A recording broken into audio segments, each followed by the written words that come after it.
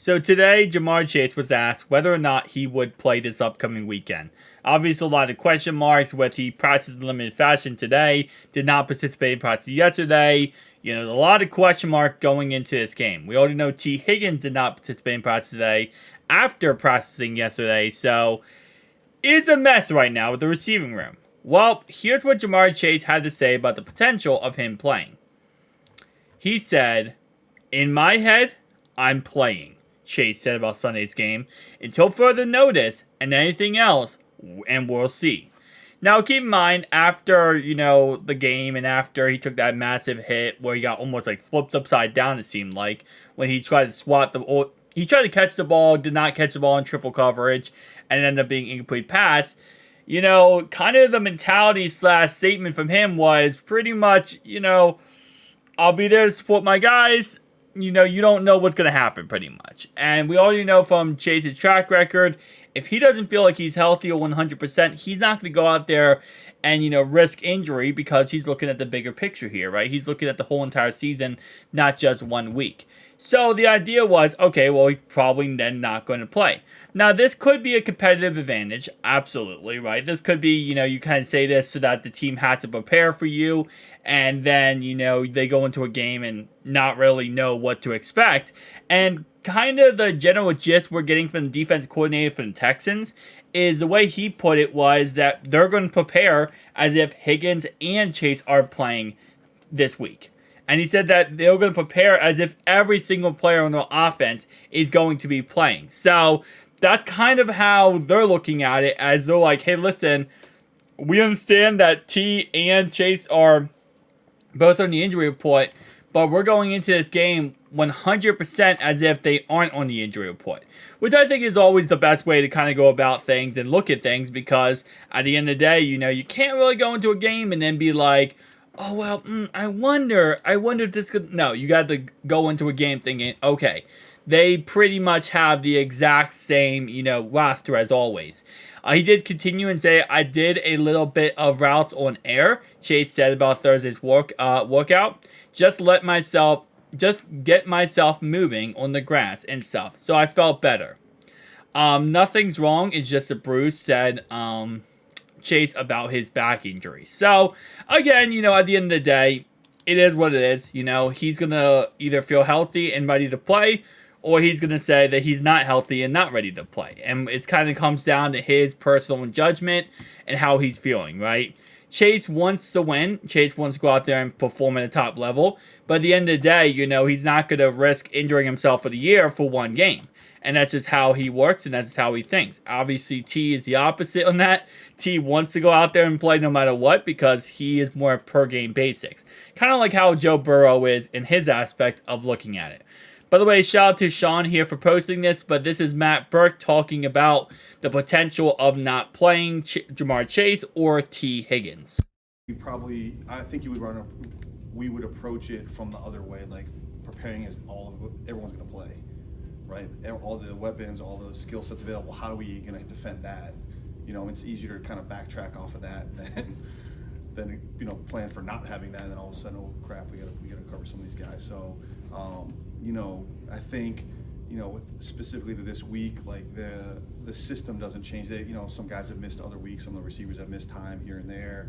They've had a few guys in and out at different points. So, systemically, I don't think that's going to change too much of moving guys around. Guys are gonna play in the spots they tend to play, and then if they need to replace a guy for injury, they'll do that. So, we're preparing as if we're gonna see the full arsenal of weapons, and we'll go from there.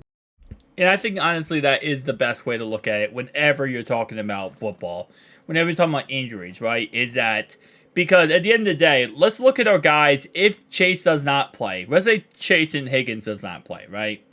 That means our number one receiver is Tyler Boyd. Tyler Boyd is a slot receiver, okay? It's not going to change anything whether T or Chase plays in the slot because neither of them play in the slot. They're both outside receivers. So that means Yoshi will be taking over for where T or Chase is. T. Higgins and Jamar Chase and Yoshi are all the same type of receiver. They're guys that are plenty fast, can get open, and catch the football. It's not like they're like completely different atmosphere or completely different type receiver. It's not like, Yoshi is like a speed guy who's like within milliseconds can get open. He has very similar assets as those other two receivers are. Same thing with our guys down the list here. Trenton Irwin, it's not like he's crazy much better than either of those guys, and he's not. So again, like I said, you kind of look at it as you prepare for the best, right? So whatever they're going to throw at you, you prepare whatever you think they're going to throw at you. And then if they don't throw that at you, then you're like, hey, listen, we prepare for the best, and now we're not getting the best. So it's kind of that aspect range of what they're going to do in this game. And again, listen, I think Chase, after hearing Chase today, I know it could be a competitive advantage type of concept. I think he plays. And I think a lot of it, I think, is now because, maybe at first he thought, hey, listen, my back was hurting real badly. I thought it was worse than it was. It's not as bad as I think it was. And that's kind of that aspect range, which is perfectly understandable, right?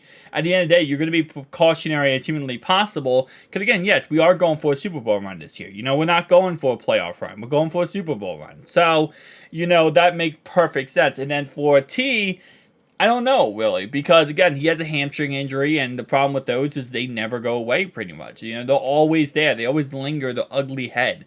So, at the end of the day, we kind of just have to wait on that one. And it sucks, too, because, again, hamstring injuries, that's why Chase, what's his name? Chase Brown. Chase Brown is not in the game right now and not playing for us because of hamstring injuries. And we have seen throughout the, history of football, those are some of the injuries that suck the most, right? Hamstrings. Usually when you tear something like an ACL, sometimes when you tear an ACL, it can be contact. But there's a lot of non-contact injuries that happen in football that, really are, majority of them are ACLs, PCLs, MCLs. I know, for example, tearing your Achilles sometimes can be a non-contact injury. Obviously, hamstring injuries are non-contact. So then you have them, and then you're like, how could I prevent this? Sometimes you can't. Sometimes you simply can't. And that's the thing that sucks, is that they're gonna wreak their ugly head again, because unlike a injury where you look at it and you're like, oh, he got hurt because he got slammed in the head, or he got slammed in the shoulder. And now we know moving forward, that is probably how that injury can happen again. Non-contact injuries, man, they're just they're ugly because you never know what's going to happen. Now, obviously, you go into that game and you're like, well, T had 112 yards. He had a lot of catches, a lot of hits in that game, and he did. But at the end of the day, that didn't really, I don't think, cause the hamstring injury. This hamstring injury probably happened because he played a crap ton in that game, and he didn't, have that much production all year long, and he pulls a hamstring. So, it is what it is, guys. Tell me down below your thoughts and opinions. I'll see you guys next one. Peace.